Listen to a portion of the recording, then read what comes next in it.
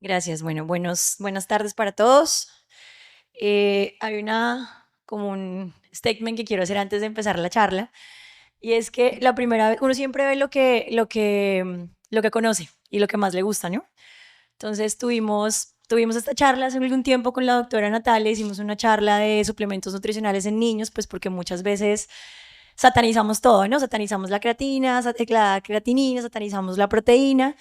Y cuando a mí me llegó la invitación, hice una lectura de, bueno, sí, vamos a hablar de suplementos nutricionales, pues porque además me gusta el ejercicio, muchos de ustedes saben que me gusta el ejercicio y obviamente uno termina leyendo de lo que más hace.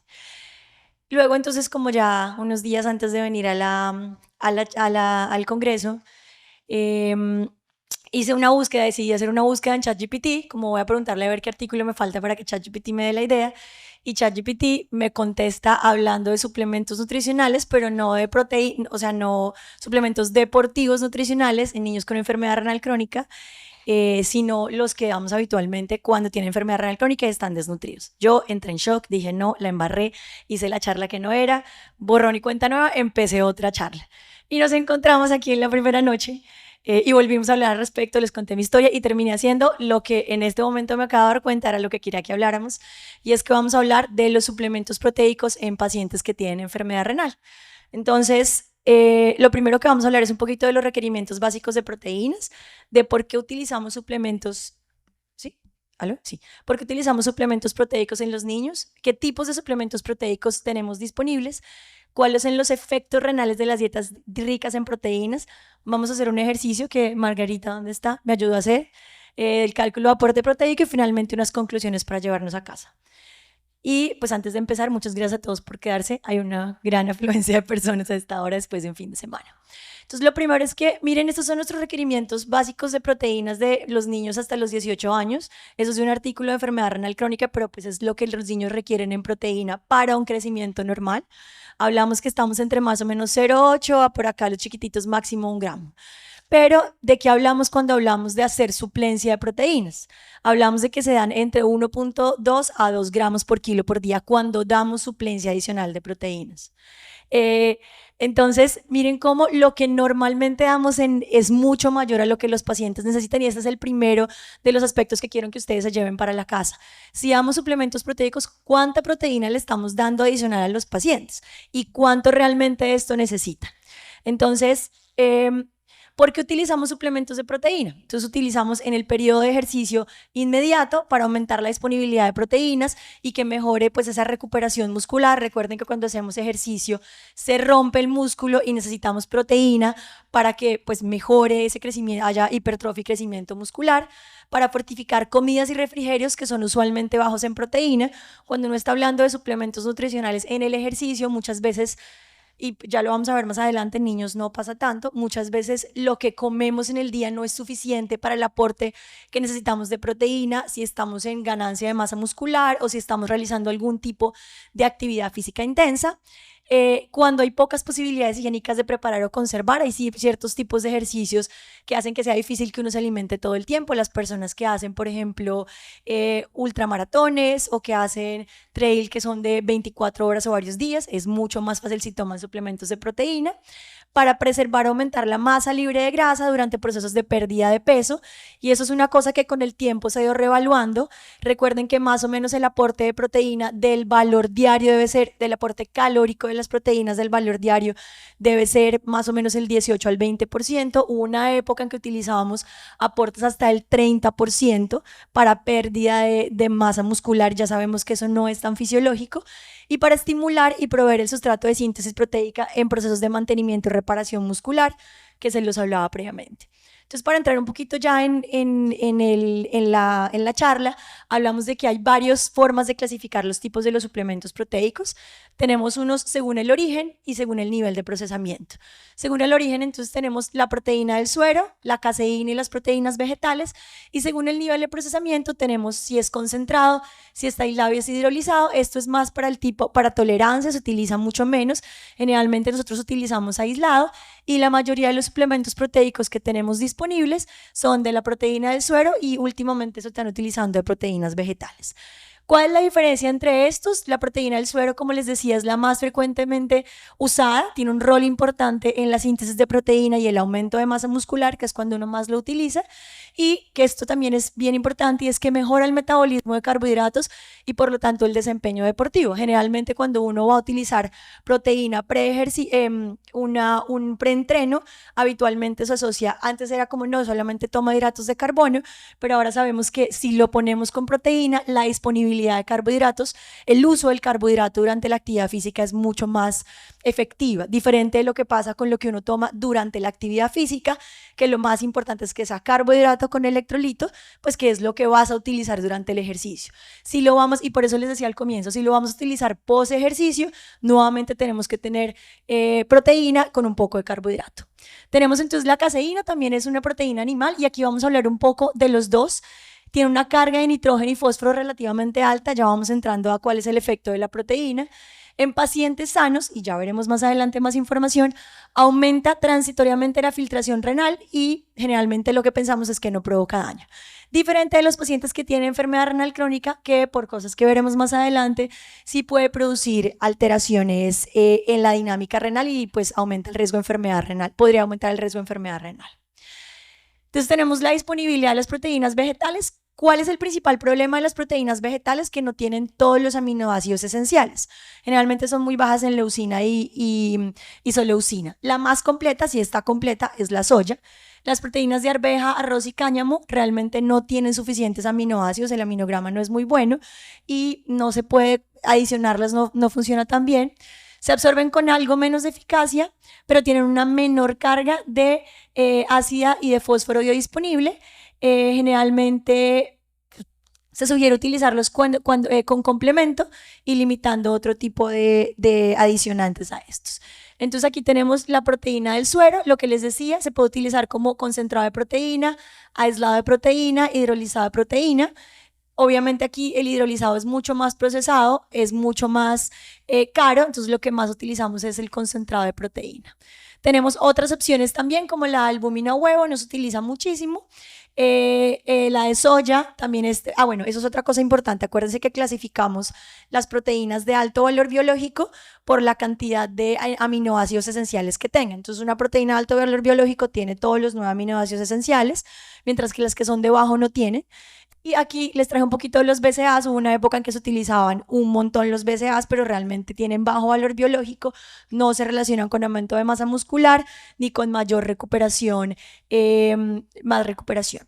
Entonces ya entrando en el punto de la charla es qué es lo que pasa cuando tomamos una dieta hiperproteica. Y aquí recuerden que hablamos que los requerimientos de los niños normalmente están entre 0,8 y 1 gramo por kilo por día. Y el real problema que tenemos con los pacientes con suplementos de proteína es que son dietas hiperproteicas. Entonces, ¿qué pasa? La dieta hiperproteica se puede relacionar o se relaciona con hiperfiltración glomerular. Puede haber hipertrofia o aumento del volumen de masa renal. Ha sido descrito que también puede haber proteinuria, nefrolitiasis, aumento de la carga ácida, y entonces uno empieza a decir, uy, en un paciente de pronto que no tiene enfermedad renal crónica, el aumento de la carga ácida es transitorio, el riñón lo puede manejar, pero ¿qué pasa en los niños que tienen enfermedad renal crónica o algún factor de riesgo para enfermedad renal crónica? Hay una disminución de la tasa de filtración. Todo esto es teórico y probable de la tasa de filtración glomerular a largo plazo y desarrollo de enfermedad renal crónica. Entonces, ¿qué es lo que pasa en el riñón cuando comemos una dieta rica en proteínas, hiperproteica? No estamos hablando entre 0,8 a 1 gramo por kilo por día. Entonces, lo primero que va a pasar es que esto va a producir una vasodilatación de la arteriola eferente. Hay un aumento de la presión intraglomerular, hay un aumento de la filtración glomerular y esto pues obviamente produce mayor respuesta de las células mesangiales, aumento del factor de crecimiento transformante beta y se puede relacionar con aumento de fibrosis intersticial. Adicionalmente, cuando se consumen dietas altas en proteínas, se libera glucagón, hay aumento del factor de crecimiento similar a la insulina y se alteran los mecanismos intrarrenales de retroalimentación túbulo-glomerular y de infiltración de células inmunitarias en el riñón. Entonces, toda esta hiperfiltración podría estar relacionada con mayor riesgo de enfermedad renal crónica, pero no en todos los pacientes.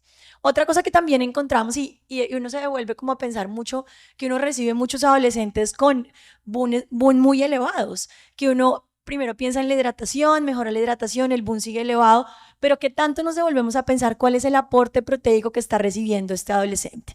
Entonces, el exceso de proteína obviamente pues aumenta la desaminación, aumenta el grupo amino de las proteínas, se pasa al ácido cetoglutárico, aumenta el ácido glutámico, aumenta el amonio y aumenta la urea. Entonces, importante, cada vez que tenemos un adolescente, que no sé si a ustedes les pasa, pero a mí muy a menudo me envían niños BUN elevado, creatinina elevada, para evaluarlos. Entonces, piensen en qué tanto aporte proteico está recibiendo este adolescente. Ya les voy a mostrar más adelante porque hay que pensarlo muy, muy frecuentemente. Y esta elevación de la urea hace que aumente la angiotensina 2, aumente la aldosterona, aumente la endotelina y se produzca inflamación y fibrosis. Aquí quiero detenerme un poquito y es que toda esta teoría que hay al respecto del efecto proteico en el riñón está basada en la teoría de Brenner. Y muchas cosas se extrapolan de esos pacientes que hiperfiltran porque tienen diabetes, porque son obesos o porque tienen alguna otra enfermedad renal. Entonces, muchos son de extrapolados y muchos de estos datos no tenemos certeza de que pasen realmente en los pacientes que están tomando suplementos nutricionales. Entonces, también hay un aumento del riesgo teórico de nefrolitiasis. Entonces, obviamente, pues esta alta ingesta proteica hace que haya más acidosis, teniendo en cuenta pues que las proteínas tienen ácidos no metabolizables y además aumentan los niveles de ácido sulfúrico. Hay una alta carga de aminoácidos sulfurados, esto produce hipocitraturia, hipercalciuria, que se puede relacionar con nefrolitiasis, particularmente de oxalato de calcio. Es como un paciente con una acidosis tubular renal, más o menos. Entonces, hay varios riesgos para la hipercalciuria, entonces ya hablamos de aumento de la tasa de filtración glomerular, que puede aumentar, pues alterar el estado hemodinámico renal. Otra cosa que también está descrita, que puede haber mayor producción de 1,25 hidroxivitamina D, porque hay un aumento de la masa renal con consecuente aumento de la absorción intestinal de calcio. Entonces, aumenta el consumo de proteínas, hay hiperfiltración, la hiperfiltración produce crecimiento glomerular y eso puede producir mayor riesgo de hipercalciuria. Hay un aumento de la activación osteoclástica y esto también es una cosa que está descrita nuevamente teóricamente en los pacientes que toman suplemento nutricional. Como hay un aumento, como hay acidosis, pues obviamente necesitamos buffer para esa acidosis. Los buffers son están todos los complejos de calcio que tenemos en el hueso, esos se liberan a la sangre para poder hacer ese buffer del aumento del ácido y teóricamente pues entonces podemos tener mayor cantidad de calcio sérico y mayor excreción de calcio renal. Entonces aquí vamos a ver varios estudios, desafortunadamente no muy concluyentes todos, de qué es lo que puede pasar en los pacientes que toman proteína. Entonces, este es un estudio en el que evaluaron qué tanto podría alterar la suplementación de proteína y el ejercicio en la función renal y en la estructura renal. Esas son unas raticas a las que les dieron 18% más de la proteína que habitualmente deberían tomar. Las pusieron a hacer ejercicio, las ponían a nadar y hicieron 4 grupos. Las que solo hacían ejercicio, las que no hacían ejercicio, las que hacían ejercicio y les daban proteínas y las que les daban proteína y no hacían ejercicio. Entonces, lo primero es que ellos evaluaron pues varias cosas, evaluaron la cantidad de la creatinina sérica en estos pacientes, perdónenme, en las raticas y en las raticas. Y en las raticas, esto se corrió, esto debería estar acá. En las raticas ustedes pueden ver que aquellos que tomaban proteína, la filtración glomerular era mayor en las que se comparaban con las que no tenían, en las que no comían, no tenían suplencia de proteína, que realizaban ejercicio y no realizaban ejercicio. La diferencia entre las que realizaban ejercicio y no realizaban ejercicio con proteína no era estadísticamente significativa. Esperen que esto se corrió. Y adicionalmente importante, el volumen urinario de estas raticas que tomaban proteína era menor en comparación con las que no realizaban no tenían suplencia de proteína. Teóricamente esto es porque hay una mayor retención de sodio, veíamos que teníamos alteraciones también en la aldosterona, habría mayor retención de sodio en estas raticas que tenían proteína. Y adicionalmente también lo que les hablaba entonces de la fracción excretada de sodio, también hay alteraciones en la fracción excretada del sodio y el sodio sérico sí estaba muy parecido. Pero adicionalmente, me voy a devolver esto, eso se alteró, habían cambios de vacuolización, que son estos de que están acá abajo, habían cambios de vacuolización renal en esas raticas que tomaban proteínas y que les daban una dieta con mayor carga de proteína en comparación con las que no tomaban proteína. Entonces, les traje una revisión sistemática que querían evaluar el aporte proteico dietario, el riesgo de enfermedad renal crónica. Esta es una revisión sistemática de metaanálisis, son 6 estudios, son 148.000 pacientes participantes, de los cuales 8.746 tenían enfermedad renal crónica y querían evaluar el efecto del consumo de proteínas. La conclusión de esta revisión sistemática es que incluso la alta ingesta de proteínas podría disminuir teóricamente el riesgo de enfermedad renal crónica mucho más, 14% si le damos proteína vegetal, 18% si era proteína animal y vegetal y 23% disminuía el riesgo si les dábamos proteína vegetal. O sea, en teoría, para esta revisión sistemática y metaanálisis, si damos proteína vegetal, de origen vegetal, esto disminuiría el riesgo de enfermedad renal crónica. Y yo creo que, y quiero devolverme a lo que están recomendando ya en los adultos, y es que los pacientes que tienen enfermedad renal crónica, la proteína que consuman sea principalmente de origen vegetal. Nosotros no podemos recomendarle a nuestros niños que tengan una alimentación de base de proteína vegetal, pues porque hay riesgo de bajas cantidad de biodisponibilidad de las proteínas y necesitamos que crezcan y ganen peso, pero sí es una cosa en la que estamos migrando. Y aunque desafortunadamente esta charla no es muy concluyente, creo que sí hay una tendencia a que la proteína vegetal es protectora para el riñón. Entonces, en esta imagen les muestro cómo en esta revisión sistemática y metaanálisis dicen que el consumo de proteína es protectora, el alto consumo de proteína es protectora para el riesgo de enfermedad renal crónica, proteína total, mayor también para proteína animal, pero mucho mayor para proteína vegetal. Aquí hay un problema grande y es que no se ha establecido que es una dieta hiperproteica. Entonces estos estudios tienen una heterogeneidad importante cuando hablamos de cuánta cantidad de proteína les están dando. O sea, estos podrían estar tomando 1.2, que es muy cercano a lo normal, o 2 gramos por kilo por día también de proteína.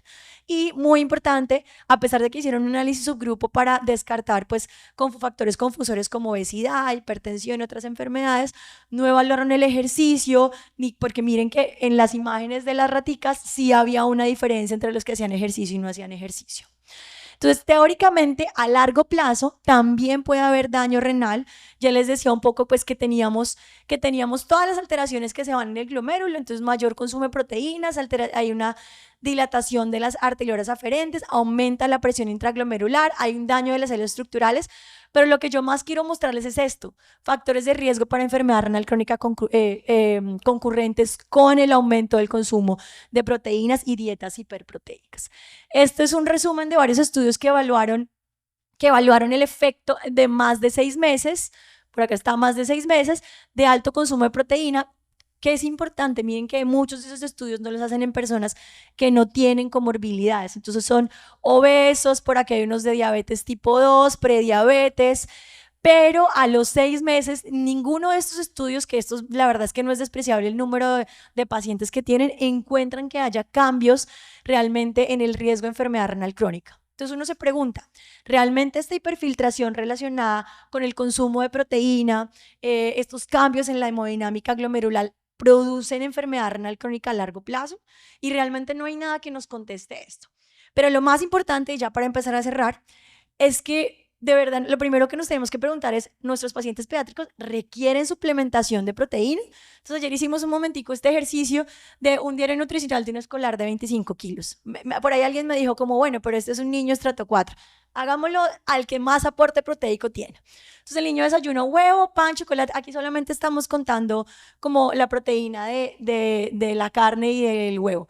Un huevo, pan, chocolate y agua, 6 gramos del huevo, más o menos 6.4. En las 11 se tomó 100 gramos de yogur griego más fruta. Ese es un yogur griego que tenía una buena aporte de proteína, 10 gramos. En el almuerzo 60 gramos de pollo, ensalada de arroz, 15 gramos. En las 11 es fruta más queso pera, que tiene 6 gramos. Y en la cena un huevito, ensalada de arroz, otros 6 gramos. Ay, no puede ser. Bueno, aquí debería salir donde el total con esta alimentación era 1.2 gramos por kilo por día. O sea, este niño está en el límite superior del aporte proteico diario y nosotros no le estamos dando ningún tipo de suplementación.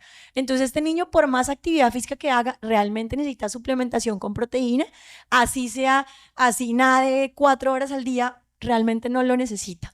Y tenemos entonces un adolescente, porque como los que más nos llegan consumiendo proteínas son los adolescentes, entonces este adolescente se desayunó 3 huevos, pan, chocolate en agua, 18 gramos. El chocolate en agua era para no hacerle el cálculo de la proteína de la leche. Las 11, 100 gramos de yogur griego, 10 gramos, almuerzo 100 gramos de pollo, ensalada, arroz, 25 gramos, 11, fruta más queso pera 6 gramos y la cena 100 gramos de carne, ensalada, arroz. No sé por qué no le salió, dime. Esto, ensalada de arroz, esto le daba como 90 y algo gramos, no, mentiras, menos de 90 y algo. El punto es que le daba 1.5 gramos por kilo por día de proteína. Entonces, ¿este adolescente necesita suplencia de proteína? No la necesita. Lo que necesitamos es evaluar realmente qué está comiendo nuestros pacientes, si eso que está comiendo es suficiente para su peso y si realmente por más actividad física que requiera, que esté haciendo, necesitemos darle suplencia nutricional. Entonces, para ya cerrar, entonces, en los pacientes pediátricos, en la mayoría de los casos, se logran los aportes solamente con la alimentación. No necesitamos suplementos nutricionales. Si damos suplencia nutricional, por alguna de las razones que mostré al comienzo, estamos perdiendo la posibilidad de darle otros alimentos ricos en proteína, pero que también tienen otros nutrientes. Los vegetales también tienen gran cantidad de proteína y tienen más nutrientes. Hay que revisar alergenos u otras sustancias no permitidas, que el consumo máximo debe ser 2 veces al día y muy importante, que tengan INVIMA y que sean reconocidos, porque ustedes se detienen a preguntarles qué proteína toman y aquí no estamos hablando del sodio que traen las proteínas, del azúcar que traen las proteínas, de los aceites vegetales que traen las proteínas, porque eso también obviamente a largo plazo produce más impacto en nuestros pacientes. Y ya para cerrar entonces, las dietas deleterias, dietas hiperproteicas podrían ser deleterias en la filtración glomerular para pacientes con enfermedad renal crónica persistente, pueden relacionarse con microalbuminuria y proteinuria positiva. Nuevamente todo es teórico, ¿no? O sea, no hay muchos estudios que nos lleven a conclusiones importantes. No hay un estándar establecido de que es una dieta hiperproteica. Los pacientes sin antecedentes de enfermedad renal crónica no pareciera tener un efecto en dietas hiperproteicas. En los estudios hay un montón de factores confusores como la obesidad, la ausencia de ejercicio. Y yo los invito a que se apoyen en nutrición, se apoyen en deportología y pues si eventualmente por alguna razón algún paciente con enfermedad renal crónica requiere su suplemento proteico, pensar en preferir las proteínas vegetales. Muchísimas gracias. Muchas gracias, Carmen.